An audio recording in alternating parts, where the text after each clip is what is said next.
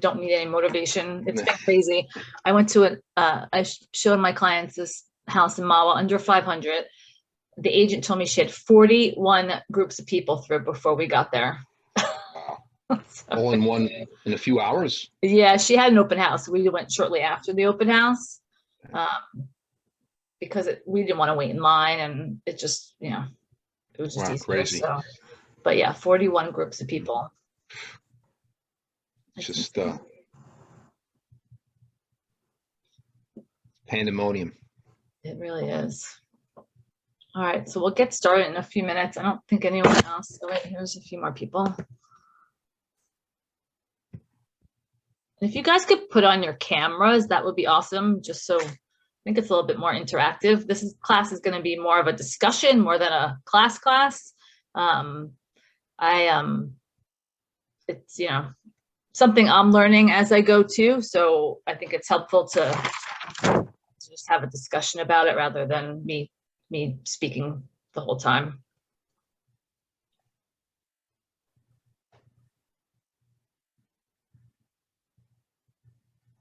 All right, I guess we'll get started. It's a little after 12. So the point of our conversation today is really to go over those 6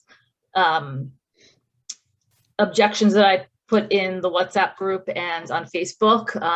And the goal is to really come up with, 2 to 3 responses for each.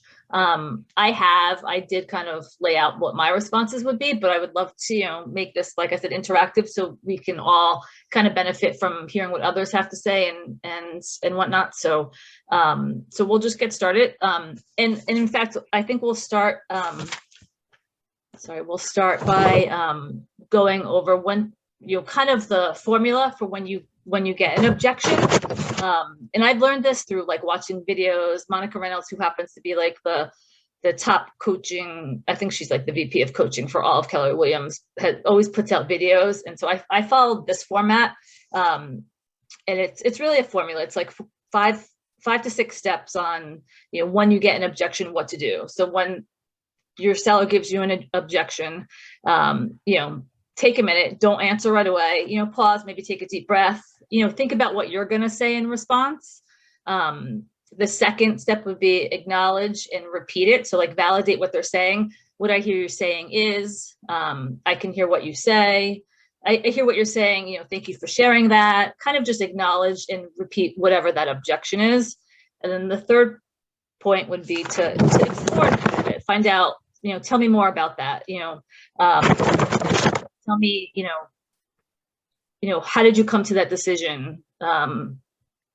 Basically ask the question and then listen for what they're saying and what their reasoning is. And then the last point would be to isolate that objection. So besides wanting to sell this on your own, is there anything else keeping us from working together? So then you isolate it, and then from there the conversation kind of takes off. And then after the next 2 points after that would be go back to their motivation. So when you pre-qualify a seller, you go through a list of questions and you find out really why they're moving, what their motivation is, and you keep referring back to that to kind of pull those objections out of them. And then the 6th point would just be to close it. Just say, why don't we get started on the paperwork? If there's nothing else holding you back, then let's get started, that sort of thing. So that makes sense. Are there any questions on that?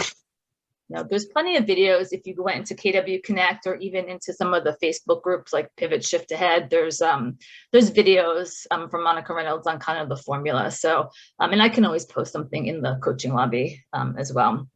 It was helping, Michele, the live listing presentation they had at Ben Kinney last week. I'm trying to get a copy of that, and I'm not sure. I think it's it should be in the Pivot Shift Ahead Facebook page.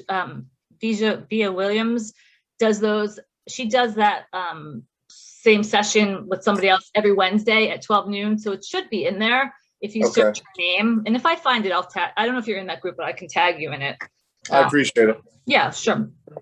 Yeah, I heard that was great. I didn't get a chance to watch it, but I heard it was really good. Yeah, it was. So the first objection we have is from a seller when you're at a listing presentation is, I'm not ready, not yet. You know, I'm gonna take some more time. So does anyone want to give me one or two responses to that? I would probably I would explain to them that it may not be the best time to wait, depending on their mortgage and their taxes. Obviously, we're seeing all-time highs right now. By the time, if you keep waiting, the market A could go down, but B, you know, you're still carrying a tax and a mortgage every single month. It could be up to $15,000 over the next couple of months, and we can get that for you right now, and an extra money based on where the market is. Sure. Yeah, absolutely. That's a great one. What's important about waiting, and let them talk. I mean, if they say, you know, whatever they say, and then respond with what you just said. And I find that it's more about asking them the question. So instead of telling them, you know, ask them the questions surrounding what you just said. So, you know, as we head into the spring market, what do you think will happen, you know, with the level of inventory? And then they'll probably say, oh, more homes will come on. Well, what'll happen when more homes come on? Oh, my price will go down. So try to get them to kind of self-discover, you know, what it is. That's great advice. Yeah, so that was a great response. Does anyone have anything else? Well, along those lines, you might want to just find out really what their requirement is. Ask them, well, when do you feel most comfortable putting your house on the market or selling, and why? And then you could probably gauge their degree of knowledge on the local market. And which is hard, but as Hal always says, be the hyper local agent, so you know what's happening in your market, so you can see their level of knowledge, and then you're providing knowledge to them, and maybe you can make a case like Lance did. I mean, you know, you might be losing money here. Yeah, absolutely. So yeah, you would go in, you know, with comps, what's active. I always bring with me what's active and what's under contract, and show them, you know, how quickly things are selling, especially now. So another thing that you might want to say, I've learned this, I think, from David Radney, you know, let me ask you, are you a gambler? Are you willing to gamble that interest rates are low in 6 months and inventory stays low at the same time? So would you be taking a risk? That might be something. Here's another one that's pretty appropriate for the market right now. You know, what number will get you to move? I may be able, you know, let them answer that. If it's a reasonable number based on your research, you can say to them, I may, you know, if I could get that for you now, would you consider listing with me right away? So that would be something else. Does anyone have anything else?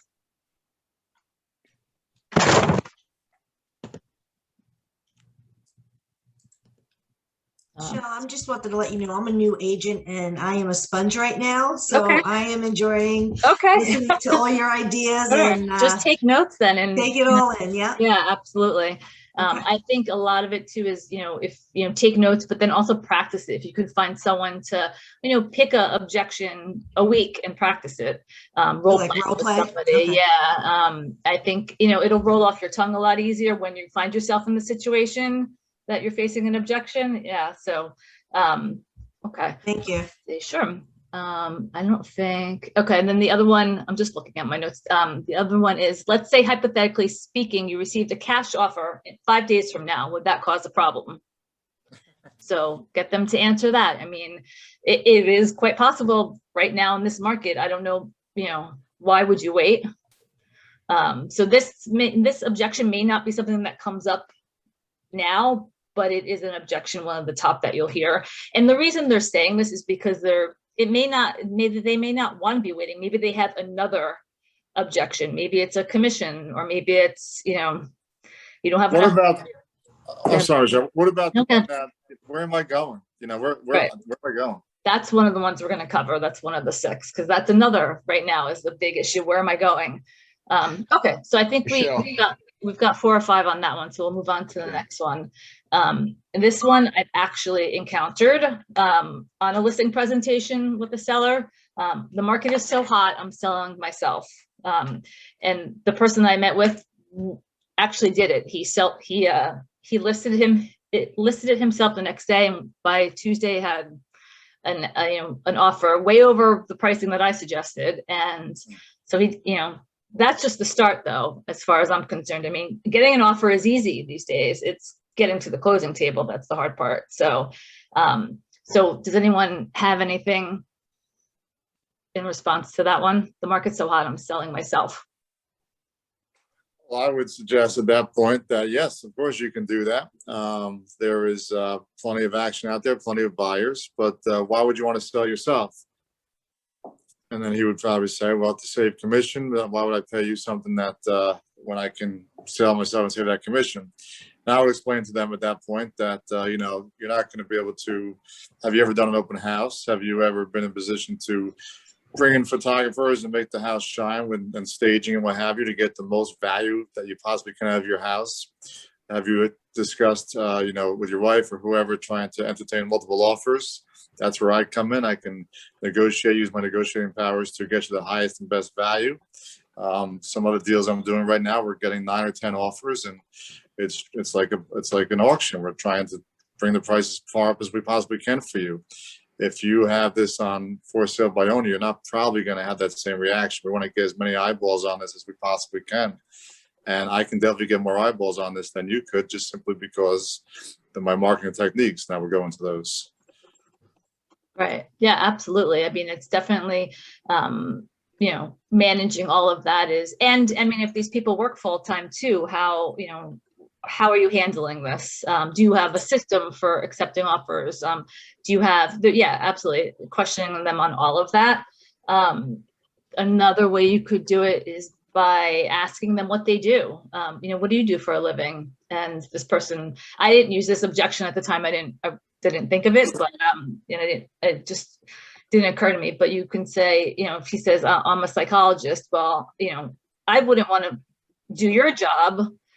You know, I don't know how to do your job. How do you know how to do my job? So things along those lines, just kind of, you know, I guess another thing being too, your unique selling proposition, like why you're good at what you do, comes into play there as well. It's really difficult to, I think, to convince a seller that, you know, that's thinking of doing it on their own to work with you. I mean, maybe at the end of the day, it's, you know, they want to net the most amount of money, and that's okay. You could help them net the most amount of money. The other thing too is when you first sell by owner, and I used this handler and it didn't work. He was so set on selling himself, but there's most of the litigation in real estate. Yeah, so lawsuits in real estate involve for sale by owners. I want to say it's, you know, 65% plus. So, you know, while, you know, we are covered by our errors and omission insurance, you know, what are you covered by? Who's going to help you, you know, navigate out of that hold? Do you have insurance covering this sort of transaction? So that might be a way to handle it. Anyone have any? I have one. Okay. Yeah. Are you aware that most serious buyers in this market are accompanied by agents? That's a good one. And so if they most buyers are coming with agents, who do you think they represent? Who do you think the agents represent? Okay. So yeah. basically you're paying an agent to negotiate against you. Who's representing you? Who's representing you? That's a really good one. I'm gonna write that down. Stella, did you have one? Yeah, I just actually spoke to someone and they want to put it for sale on their own for the first 30 days. Okay. And she said, after that, I'll decide if I want to list it with an agent. And I said, and I know this woman for a long, long time. And I said, okay, well, as a friend, if you do decide to put it on yourself, because she's very adamant about putting it on for sale by owner, I said, how can I help you? Let me help you with the open house or, you know, just whatever. But I did set an appointment with her to see her at the end of the month. So. Okay, that's good. Do you think she'll end up herself? I guess it depends on what she's had other agents. Okay. So then that came up and she's like, well, this other agent keeps calling me, the agent who had listed her house prior and never sold it. And what I said to her was, well, so-and-so, I hate to see you in a year from now, you being in the same place you are right now.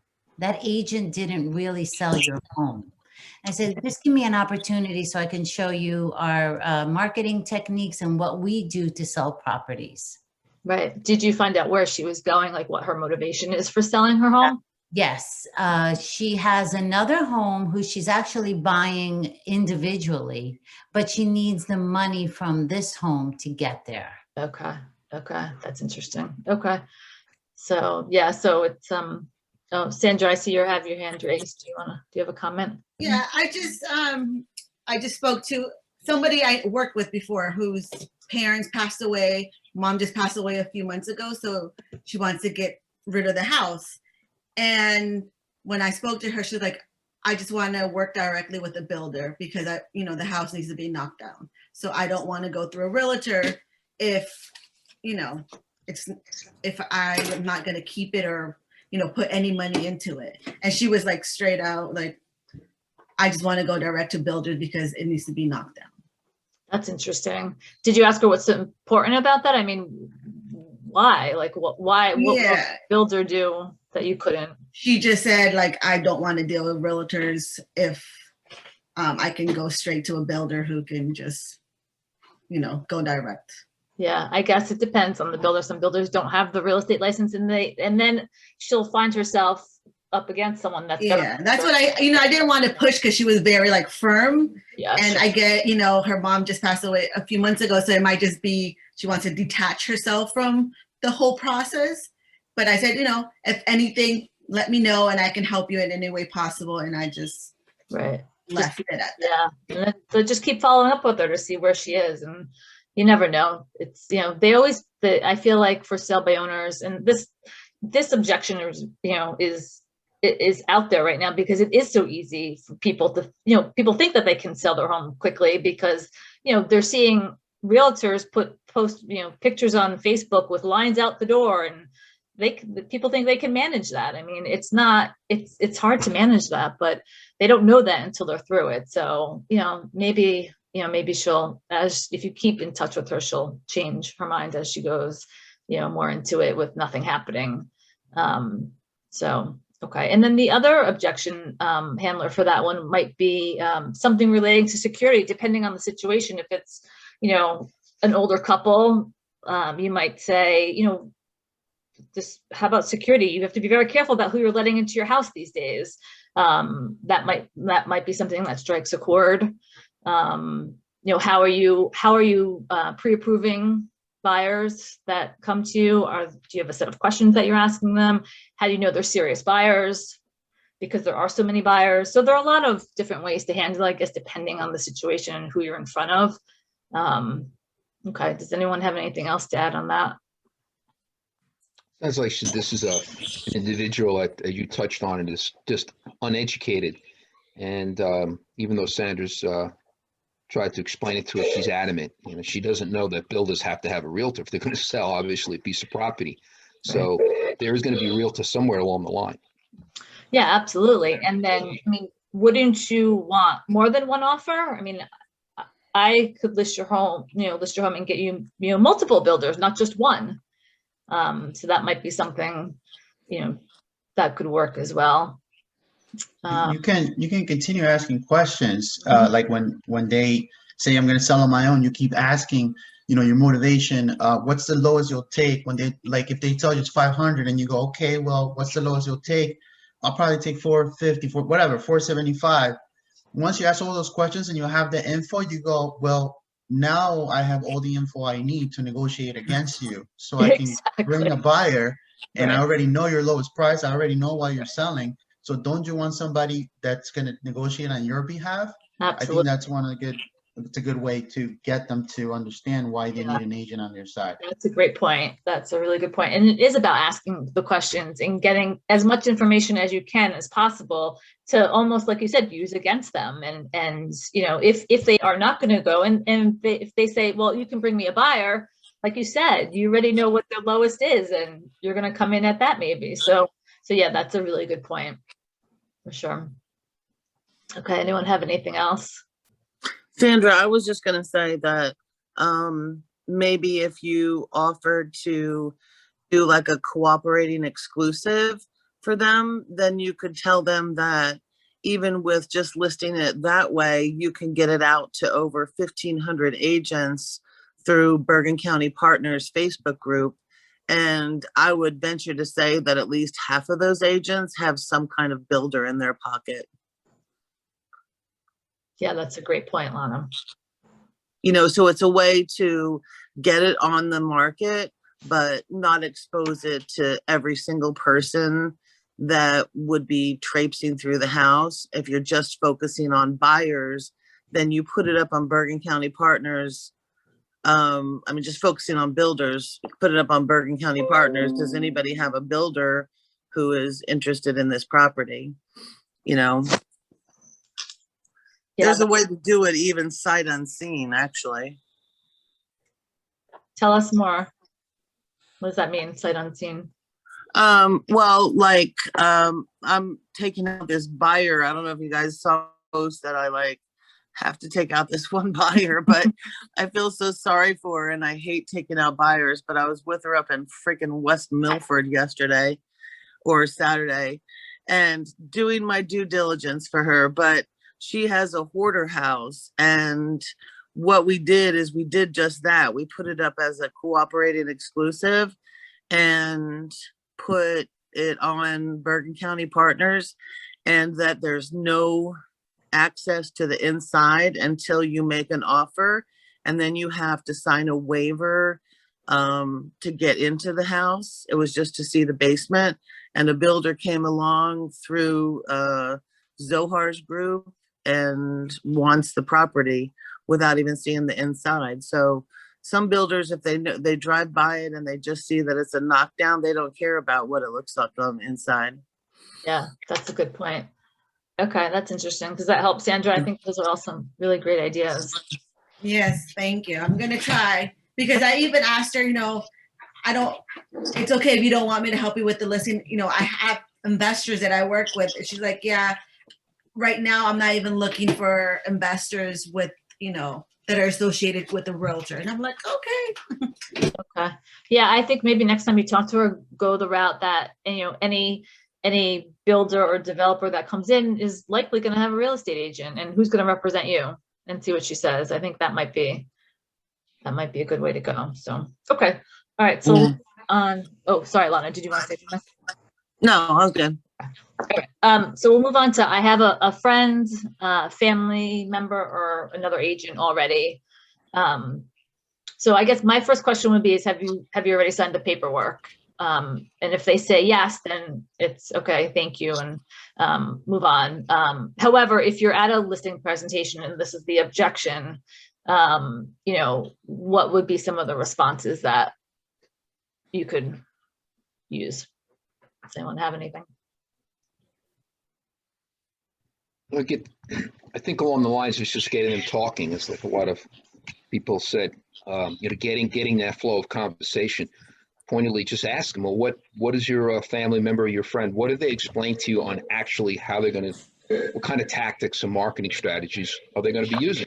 See what their answer is, and then they had that conversation, then you could counterpoint with what you would do. And if they say they just draw a blank, then you can educate them on some of the things you would do. Yeah, absolutely. So, just, what's important about working with your family member? Let them answer that question. And then maybe, could it be possible that mixing family and business is a bad idea? Could you fire your aunt who's your realtor if things look bad? So just asking the questions and, getting them to speak. Why haven't you signed with them yet? Right, exactly. Why haven't you signed with them yet? Mm-hmm. And then maybe some more information will come out about, what that relationship is. Maybe it turns out they're just using that as an excuse until, you've proven your value further in your discussions with them. I feel like that's really what it is about, is just getting them to realize that what you're talking about, the market, the process of selling a home, and that there is value in using you. So, and objections really are just questions. So I would say to them, after I'm done with the listing presentation, is there any other reason other than you think you need to list with your cousin or your friend, that you wouldn't list with me today. And if they say, no, that's the only reason, then I usually would say something like, well, is it that you're concerned that they're going to think that you've sold your house and they didn't make any money off of it? And then bring up that you could offer them a 15 or 20% referral fee, you know, so that everybody wins. You get your house sold for the most money, the quickest amount of time. Your cousin makes a little bit of money off the transaction, and everybody's good. Yeah, that's a great point, offering them a referral fee. Yeah. Thanks you at all. Excuse me? Has that objection, have you come across that with people that you've talked to? Oh, yeah, I have. But I usually call expireds, and so it's different because they've listed with somebody else already. So if they say, well, I think I'm going to go with so-and-so this time, I usually just say, well, why didn't you go with them the first time? Right. What will they do differently this time than last time? That sort of thing. So it's easier handled with an expired thanUre. a for sale by owner. And again, I think, you know, any seller that you sit down with that has this objection, there's other questions, there's other things that they're not certain about. So you have to just, again, isolate it. Like Lana said, you know, besides, you know, working with your cousin, is there anything else keeping us from working together? And then maybe something, a different objection will come out. Yeah. Okay. So the next one, which is popular right now because of the market, is we have nowhere to go if we were to sell our home. Anyone want to take a shot at that one?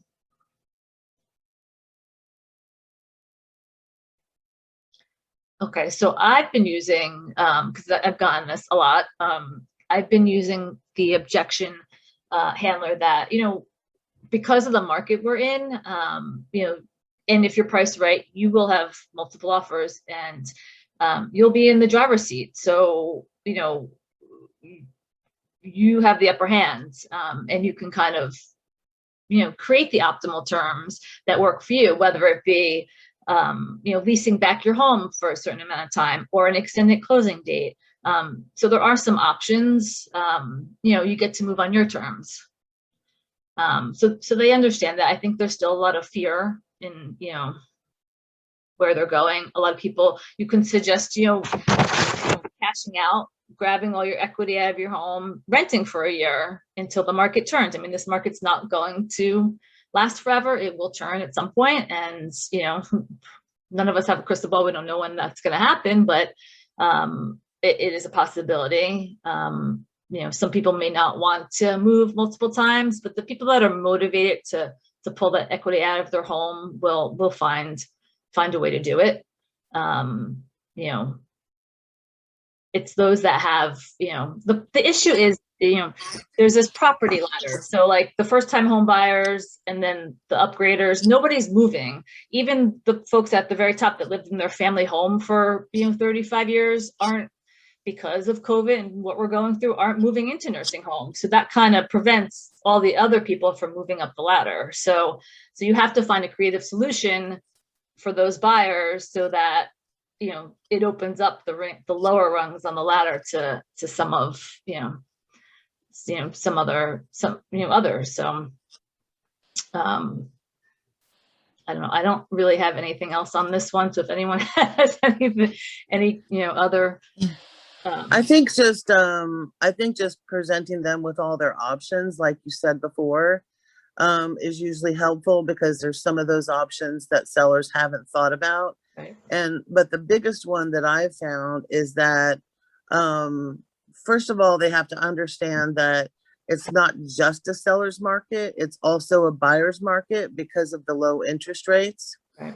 So we don't know what's going to happen with the price of houses or the interest rates. So why should we not act on what we know right now? Right.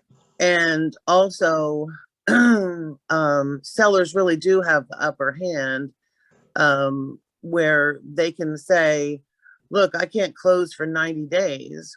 And there's going to be a buyer out there who's willing to wait the 90 days. Absolutely. So I think if you just take that fear out of their head that they're not going to get their way, then it's easier to move forward when someone thinks that they're in control and they're going to get more of what they want than having to give up something. Yes, absolutely. I think with that too, I mean, getting a seller to move, to list now, interest rates are starting to bump up a little bit. So that's going to change a lot of buyers' actual buying power. So your price of your home might be 600, but they're not going to be able to afford 600 if, it goes up a point, if it goes up a percentage. So there's a conversation to be had there too about seller urgency. And I guess that applies on the buy side too. I mean, by now, before the interest rates, start creeping up. So, right. Right. So they're going to get more money for their home now, and they're going to be able to buy a home for more money because of the interest rates. Right. Exactly. Yeah. So it works both ways. Yeah, that's a great point. Yeah. And I had another one and I just lost it. I don't know. I don't come back. The other option is to lease back option. Right. Right. So you can always say, for the next 2-3 months, you can lease back, we can put it part of, have it be part of the contingency that you need 2-3 months to find a place or to move out and locate a rental or new home. Right. So Hugo, how does that work? I mean, I have an idea, but just for everybody else, like, do you actually close first? No, it's part of the contract. When somebody submits the offer, and that's part of the negotiation that you as an agent negotiate with the buyer's agent. And, if the buyers are on board, then that gets written into the contract. Okay. And so when does the property actually close? After the lease back or before? It closes, at the set date, and then the seller has 30, 60, 90 days or whatever period of time is determined to find a new place. And they pay rent to the new owner. Correct. And what I'm seeing is in some cases, the buyers are letting some of the sellers stay there for free for a couple months. Wow. Okay. Yeah, that's a great option. It's another incentive for someone who's trying to sell and is afraid, here's another incentive. Sometimes you'll see that. Yeah, that's great. Thank you. And I think the thing to do when you're going into a listing presentation, or even if you're doing it over Zoom or on the phone, is if you write down all these options and then present them to the sellers and say, which one of these options suits you the best, and then give them an opportunity to choose one or two. But it's helpful to me to have all those options written down in front of me so that I'm not like stumbling over or forgetting one of them or something like that. Yeah, that's true. It is. I mean, and if you're reading from your notes, it's really not a big deal. I mean, I think, I've got into listing presentations with my listing presentation written out in front of me, and I'm referring to it as I go because, sometimes, your nerves get the best of you and you forget what you're going to say. But that's a great point, because then you're not forgetting an option if you have them all listed in front of you and you're letting them choose. That's the most important part. Okay. Anyone else have anything on this one? Okay. So the next one is, will you lower your commission? This comes up in any market, I think. And I think it's a fairly standard objection. Anyone want to take a shot at this one? Yeah, no. Any other questions? Perfect. I was going to say that. Yeah, just move on. As a fledgling agent, I'm surprised at how many people don't understand how it all works. In other words, our splitting commission.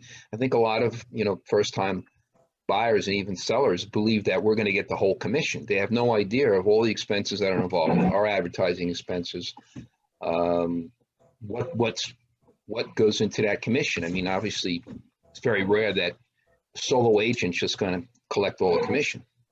Right. And it's just shocking to me. And right. And the weekend, I was listening to an interview with a business analyst, and he was the other guest was the CEO of Rex, which I'm just learning about, Rex Real Estate. Mm-hmm. And they were just crushing, all the brokers out there. And I think, there's a lot of miseducation And a lot of people are just not in the know, that you're giving away 2.5% or whatever, Right. Wow. Yeah. So to your point, it's always good to say, do you know how our commissions work, and explain it to them. 3%, I offer 3% to, if it's a 6% commission, you offer 3% to the agent that's bringing you the buyer. So that's 3% off the table. We're left with 3%. 1% goes to my broker, Keller Williams. 1% I use for marketing of your home. And then the 1% is, that's left is, split between, my business expenses like taxes and, to my family. So the agent that's offering you, 4%, where do you think they're cutting that 2% from? Or if it's 5 to 4, where are they cutting that 1% from? So again, ask them the question, explain to them, because you're right, to your point, I don't think many people know, even on the buy side, how the commission works. So it's really about educating them. And I think once you do educate them, they understand it. It's less of a question. However, if someone comes in with, a 4%, a discount broker comes in and says, so then so if that happens, someone says, well, this other agent offered me 4%, what would your response be? I would just, as you had just laid out, I mean, what's in that 4%? What kind of service are you going to get compared to what I'm going to give you, and all my expenses, and plus my experience, value proposition. I think it's the whole package you have to present to them like that. Let it flow, and get them talking. Yeah, sure. And I mean, you could even say to them, if they're, you can ask them, did you negotiate them down to 4%? And if they say yes, then your response could be, well, if they're negotiating against themselves for their own commission, how are they going to negotiate your biggest asset? How will that work? And again, get them to answer that question with a question. Exactly. I mean, how motivated is that agent going to be to really go the extra mile, do all the things that we do that are out of the realm that we have to do to make sure we get the sale? Right. Yeah, I mean, sometimes the 4% agents just care about the volume of listings and they don't care about you. How would that make you feel, in the sale of your home, that sort of thing. You could also ask them, say, do you really think that other agent is going to not feed their family? No, they're going to reduce the amount of money that they spend on marketing your house. Right. That's where that extra commission is going to come from, because they're not going to withhold food from their family just to, to be able to market your house. Yeah. So the dollars are going to come out of the marketing dollars that they have. Right. So what if someone says, okay, then we just won't do photos and videos and, a virtual tour? What would your response be? Well, in today's market, you need all those things, or else, you're not going to sell, because you have to not only price it right, but you have to win the beauty contest, right? Right. People have to see your house to see how beautiful it is. And that's the first obstacle that we have to conquer, because if someone looks at or doesn't see pictures of your house, they're not going to pick it over someone who has pictures or has a virtual tour, because they want to know that it's beautiful first before they decide on what price they're going to pay for it. Right. That makes sense. So your photos are your first impression. Right. Okay. Cheryl, I think you have your hand raised. Yeah, mine's more a question, as a newer agent than a lot of others on the call. What is the known commission for most of the other agents in New Jersey? When I read the MLS, it doesn't look like that many of them are 6% agents, but I don't know because I haven't dealt with any of them. Right. So is it mostly 5, and then we have to figure out our way to say, well, we're 6, even though most of them are 5? So there is no standard commission in New Jersey. Your business, it's your business. You choose what your commission is and you stand by that. So if you're a 6% agent, you have to, you have to validate what, why 6% essentially. I mean, look, it's hard to tell from the MLS because we only see the buyers. Some people that are offering 2% might be keeping the 4. We don't know. So there is no standard. It's really based on, your business and what you're willing to accept. I know that our office, Village Square and I guess, Tenafly don't, it depends on the town. They really want you to give 2.5% out. But it's something, you need to talk with your broker about. Right. I was just curious if anybody kind of knew what the basic was and whether we were on the higher end or. It depends on, it depends. Every agent I think is between 5 and 6. Okay. It's not standard. So, yeah, I guess that would be the answer to that. Also, the more that you give out to a buyer's agent, the more attractive that property looks. Yeah, absolutely. And selling it to their buyer. Yeah. I know that people are going to show a house that's listed giving out 2.5 to 3%. Hey, Lana, you're a little hard to hear. I don't know if anyone else is. Okay. Yeah, I can't hear. Can't get that. Oh, I'm sorry. Can you hear me now? Yes. I know that a buyer's agent is going to show a property that has a higher percentage given out before they show one that is 2%, because somebody could have listed it at 6% and is still only giving out 2.5. Right. But if you list it at 6% and give out 3%, your house is going to stand out so much more than any of the others, because very rarely do people give out 3% to the buyer's agent. Yeah, absolutely. That is so true. Yeah, just think about when you see a listing and you see a listing that works for your client, your buyer, and what's the first thing you do? Do you go look at what the commission is? And then you see 3%, you're like, okay, so it's so true. Yeah. It's more attractive. Everybody is like that, whether we want to admit it or not, Absolutely. So, Dave, do you have a question? Yes, I'm a new agent, and I'm curious to know what everyone else does who's experienced when it comes to family and friends in terms of a discount. What discount? Yeah. No discount.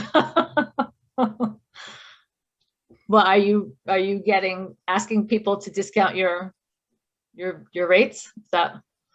No, I want to be prepared for that. I'm new, so. Yeah, Lana, what would you do? I would say no, and if you choose not to work with me, then it's okay. I'm not going to be offended. Yeah, I think that, if you have standards in your business, you're going to have those standards across the board, no matter if it's a $400,000 listing or a $2 million listing. And so it needs to be standards across the board with the people that you service also, whether they're friends or family or someone that you've never met. So my commission is 6%, regardless of who you are or what kind of house you have. Absolutely. So that actually, on the buy side, my sister asked me to give her half, take a lesser commission on the buy side. And I was like, that doesn't happen. You're not paying the commission. What? So, I had to educate her on, why that doesn't make any sense. And, so it's going to happen, Dave, to your point, your friends and family will ask you to discount your rates. But like Lana said, if it's your standard in your business to only accept a certain amount, then you need to stick with that across the board. So does that make sense? Okay. Nabila, do you have a question? Oh, you're muted. Sorry. Okay, hi. Hi. I don't know if anyone's familiar with Greg Luther, but he had a fascinating approach to setting his commission rates. He was saying that you offer the buyer like a silver, gold, and platinum package, and say 4, 5, and 6%, and 4% you tell them the minimal thing you're going to do, the marketing, and then most people go with 5 or 6. 6% is everything you're going to do, have a drone video and all the other stuff, and then most people, he said, would go towards the center or get the most. So it's they're choosing your commission. Yeah, absolutely. I don't think that happens here a lot, but I have heard other agents, other KW agents in other parts of the country do that. And it's like a menu. You choose, like you said, it's up to you, like which package would you like? And they ultimately end up choosing the middle. Some agents that I've heard that do that outside of, KW VSR in New Jersey, even go up to like 8% and 10%. So it's possible you just offer a lot more services for the 8 and 10% than you would for the, 4, 5, 6. So yeah, that's a great. I don't know anyone here. Where is Greg Luther from? I have no idea. Okay. Yeah. I think he's from Florida. Florida. Okay. Yeah. I mean, Lana, have you heard of anyone here doing that? No, but I would say if you're going to do that, make 6 the middle number. If you're going by statistics that most people go with the middle ground, then I would start at 5, 6, 7, so that, because nobody's going to choose the lesser amount. I haven't heard or seen anybody do that here. But that's just a suggestion that I would make 6% the middle number. Right. And then you'll get that every time. Yeah. Yeah, that makes sense. Julia, did you have a question? It was just, it sounds like nobody's asking for the value of who they are and what they're representing. And I keep hearing 5, 6 for a commission. Is there is that a market, like what the market's doing and you go by the market? Or, if you're a seasoned real estate agent and you're going to go out of your way, I don't understand why I'm hearing 5, 6 when you can be asking for more. But like I said, is that whatever you go by, what the trend, what everybody else is doing, or you just feel your customer out? And maybe like to what Nabila said, that you offer different packages or something like that. Yeah, I don't know. I'm trying to understand how that's working. Yeah, I mean, I haven't been a real estate agent for that long, but I do think that in New Jersey, and again, it's not published, so I don't know who's asking for 5%, who's actually asking for 6, or maybe someone's asking for more. I don't know. And unless you're in a relationship with an agent where you can ask them that question and find, it all depends again on the standards of your business, how, what you're willing to do business for, and your value proposition has to support those numbers for certain. So I mean, when you get this objection about commission, it's after, you never talk about commission on the phone. Like if you're on a call or a pre-listing, you're doing the pre-listing questionnaire with them, you always say to them, we'll talk about that when we meet, because it's just because you need to prove your value before you actually have that conversation. So before you go out on that appointment, you're going to drop off a pre-listing packet. In that pre-listing packet is your USP, what your, how you do your business, what your systems are, everything relating to your value. So when you have that, so when you get to that meeting, one of the first questions I always ask is, did you have a chance to review the packet I dropped off, or I emailed, or however I got it to them? And from there, you'll know whether or not, they've read it. And if they haven't, you review it quickly. Maybe you just go over certain points, but it's like you said, it's about building your value and what your services are to them. And sometimes the commission, if you're at that point where, you've explained everything, they've read everything, commission may not even come up. And then you just, they say, what's your commission? You say 6% and let's get the paperwork started. So it really depends. I mean, right, Lana, like if you get to the point where, you're at the end of your presentation, you haven't even talked about commission, then they're probably good at 6%. And you'll know you get there, right? And I think I've always done, I send my property marketing proposal to them. And so really before I've even gotten to the house, they see all that I'm going to do for them. And so really commission is not even a discussion, right?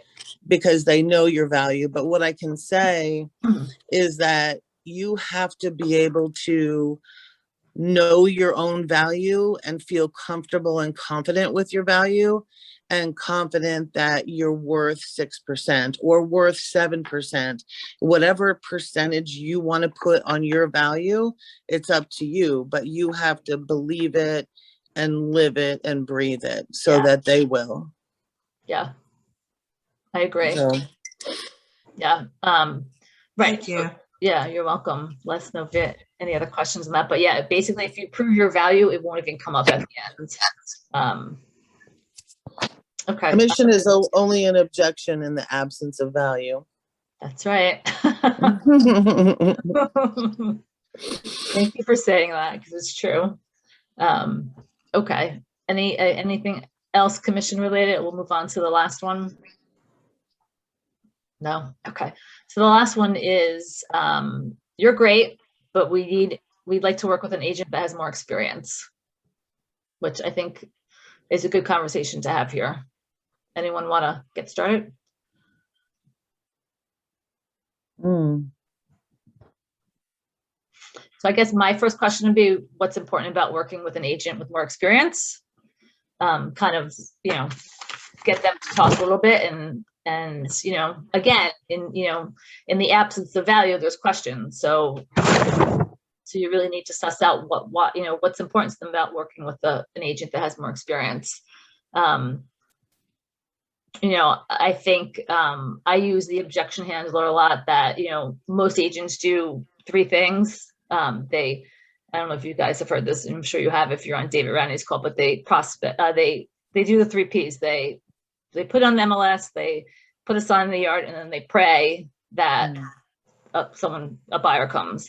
So I do 2 more. I prospect for buyers for my sellers every day, and I price watch. So that might be something you say, and they might be like, what does that even mean? And then you can have a discussion about how you prospect for your sellers to find buyers. Reverse prospecting is a very big thing that a lot of agents are doing. A lot of our agents are doing, KW agents, but a lot of other agents don't even know what that is. What else? And then just price watch. The first 2. The first 2 Ps? The first 2 Ps are put it on the MLS. And the second one is put a sign in the yard. The third is pray for a buyer to come. That might be a response that you could use, or I guess, it's really after proving your value, you could say something like, well, it's not really about my experience. It's about the experience that you're going to have working with me. And go into more on that, because it's really not about you. It's about them and the experience that you're going to give them, based on your value proposition and how you service clients and sellers. And really you have the experience behind you of however many agents are in your office. And there's a way to sell that also. I mean, I hate to say that, but no, it's true. If that's something that they're really pressing on, you could say, I'd be happy to partner with another agent that has more experience than myself, and we could work with you. That could be something of interest. It really depends on what that reason is that they want someone with more experience. Yeah, or how they perceive that agent working that has more experience. So does more experience equate to they're extra busy, or does it equate to that they have more of a buyer pool? Which is that, so that you know which to address? Because if it's, well, they're just busy all over town, well, then it's easy. You want an agent that's going to pay attention to you and only you. Right. And I have more time. And when you call me, you're going to get me on the phone, not some assistant, things like that. How about also talking about an older agent or more experienced agent is not going to be using new methods of social media and new marketing methods that, that have come into the marketplace. And, they might use outmoded, methods of showing or marketing your home, whereas I'm going to be on the cutting edge. Absolutely. Technology plays a big part. The other thing, I'm sorry, go ahead. We have access to the same marketing tools, so essentially it's how you feel about the agent you're working with. Right, and some agents that have access to the same tools like Command aren't even using them. So that's something you could leverage. And is this other agent who's more experienced, do they know that you want to move to California to be next to your brother and you need to be there in 2 months? Right. Or do they just want to list your house? Are they taking on your listing to go on this new journey with you, or are they just taking your listing? Exactly. Do they care about you, or do they care about the volume of listings that they have? Yeah, that's a great point. The other one would be, sometimes with, more experienced agents have teams, and on a team, you will not be working with the more experienced agent. You'll be potentially working with someone that they just brought on, or maybe someone that has 6 other clients. It all depends on what their response is to, as to why they want to work with an agent with more experience. So Lana, would you use the, in this scenario, would you use the list to market or list to sales price discussion here, or no? If it's not fit? As long as you have some statistics, otherwise use the office statistics. Sure. Especially if they're from a different office. I would just make it really personal about them.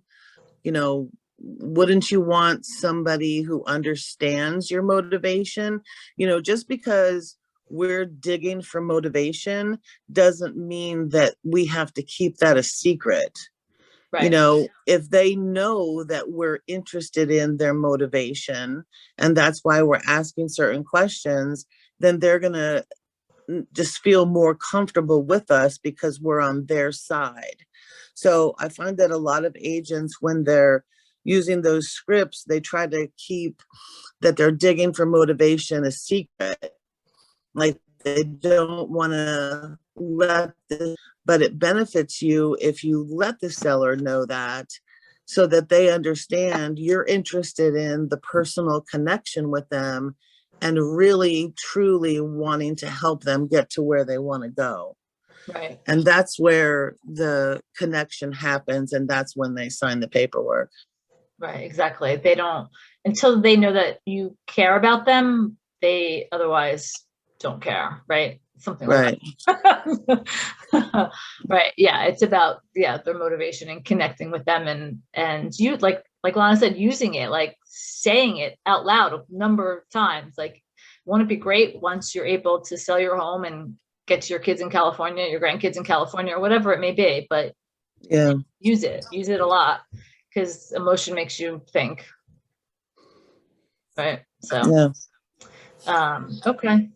Anyone have any other responses to this one? Okay. All right. Any other questions? We're coming up on 1 o'clock. I can't believe how fast that hour went. Michele, could you explain just quickly? I know it's probably could take up half a class, but you just mentioned earlier, a little foggy on that. Reverse reverse lead prospecting. generation?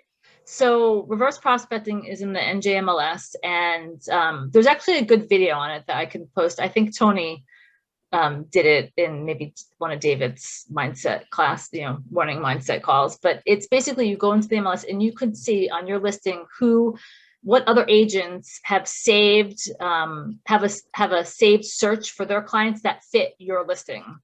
And it actually pulls up a listing of agents, and you can call those people and say, hey, I see that you have a safe search for one of your clients. It gives you the person's, I want to say, like the first name and the last initial, or like three letters and 3 letters, and and so you have a little bit of information, but you're kind of calling and saying, I see that you have a client set up on a safe search that fits my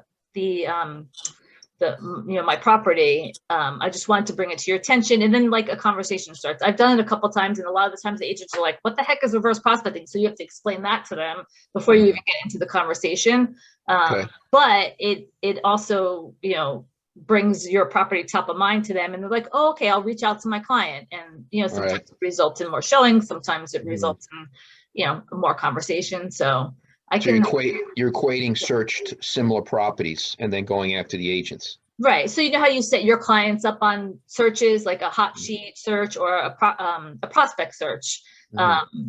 So when you set that up, it gets associated with you. And so like when on reverse prospect, you're not seeing you're seeing the agent's name and just like a few little letters of their buyer that they set the search up for. So you have some information, but you don't have a lot. But just calling them to have a conversation sparks, the property in their mind. They're like, okay, let me reach out to my, to my buyer and get back to you. So that's reverse prospecting. If I can find that video, I'll post it in the coaching lobby. Great.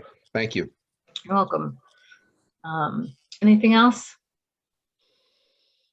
Great job, Michelle. Thank you guys for coming. I'm like completely nervous about this. Yes. I hope you guys got some value out of it, and we had a good conversation at the very least. So Learned a lot of good pearls. okay, good.